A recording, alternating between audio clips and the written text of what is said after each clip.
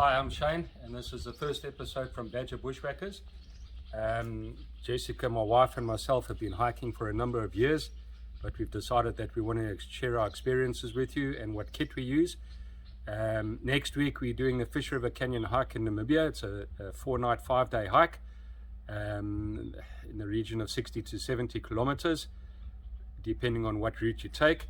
So I just want to go through our kit with you, as I said. Jess's hiking bag is a Cape Storm hiking bag. It's a 65-litre overland. The bottom section where you pack your sleeping gear, and then your main pouch on the top. It's got side pouches, water bottle pouches.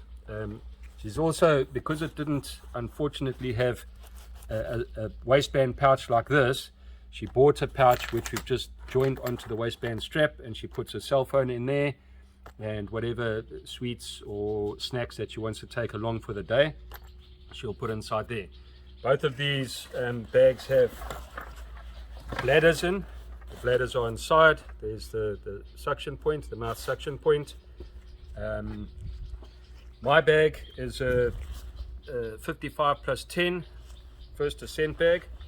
It's got the bottom pouch. It's got quite a handy opening into the main pouch, so you don't have to open the top. If you just want to get something out quickly from down below here, you can use that pouch. It's also got the bladder.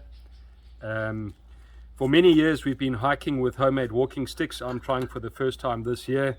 I'm using KW trekking poles, as they call it. Quite keen on trying that out. And Jessica, for the last time, is going to stick to her old faithful stick that she started hiking with in 2004 in the Royal Natal.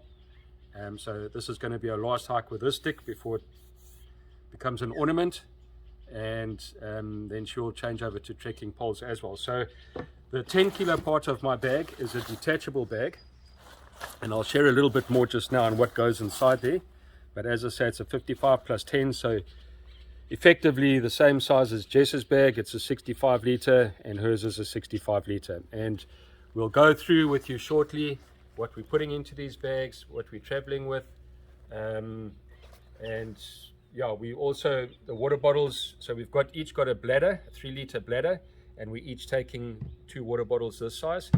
And shortly I'll go through the rest of the kit that we're taking with. Okay, to continue with our camping and sleeping gear, we've got a first ascent Starlight 2 tent. A lot of people that do the Fish River Canyon hike don't take a tent with them, but we've read some reviews where they say that some take a bivvy or don't even take anything, but it's quite dusty out there, and it's nice to have a night's sleep where you don't have yourself in the dust and your kit and your sleeping bag and everything else. So we're taking the tent with us. It's a 3-season tent, so quite nice and snug. We can even fit our packs in with us into the tent. We've got a ground sheet for the tent, which we are not going to take this year, or on this trip, should I say. It's 540 grams, and it is dry there. This would work in the Drakensberg or wherever you hiking that there may be wet patches and mud that you don't want to seep through the bottom of your tent. So this we're going to leave for this trip. We're not going to take that with. Mattresses. Over the years we've hiked with these foam mattresses. They worked for us. You can see they've been beaten. You have to put them on the outside of your rucksack, and you end up, when you're walking in very tight spaces on the edges of ledges, you can bounce yourself off with this thing because it sticks out on the bottom of your rucksack. So we've upgraded to these first ascent blow-up mattresses, and we've used them already a couple of times, and this is a major upgrade to that. Now, believe it or not, that little blow-up mattress weighs 30 grams more than that, but the 30 grams is definitely worth the extra weight carrying for a decent night's sleep. So away with that, and we stick to these. Our sleeping bags are just Amplify 900 sleeping bags, first ascent sleeping bags. Jess has got one, I've got one. She gets cold, as I've said before, so she's got a liner for the inside of her sleeping bag. I'm quite happy just with the sleeping bag as it is. For a pillow, we use our clothes bags. It's just a dry bag with our clothing in it, and that's quite comfortable as a pillow. So instead of carrying extra weight, we use that. We met two people on a recent hike that we did in the Drakensberg, and Mark and Shannon, their names, and they gave us this good tip. It's a safety blanket, not your normal tiny little one that you get.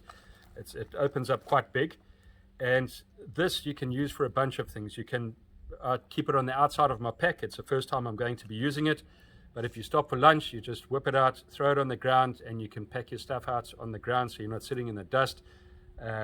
If you want to take a break and you want to lie down for a bit, you open it up and lie down on that. Again, you're not in the dust. And at night, if it's really cold, it's got two sides. It's got a red side and then obviously the silver side. If you know it's going to be a cold night, you put the silver side up with your mattresses on top of that, and it'll reflect heat back up, your body heat back up to you. So that's a really great addition. And also that can take the place of the ground sheet for now. As I said, we're not going to take the ground sheet. It's just extra weight for nothing. It is dry in the Fish River Canyon. So as far as our camping and sleeping gear goes, that's what we're going with.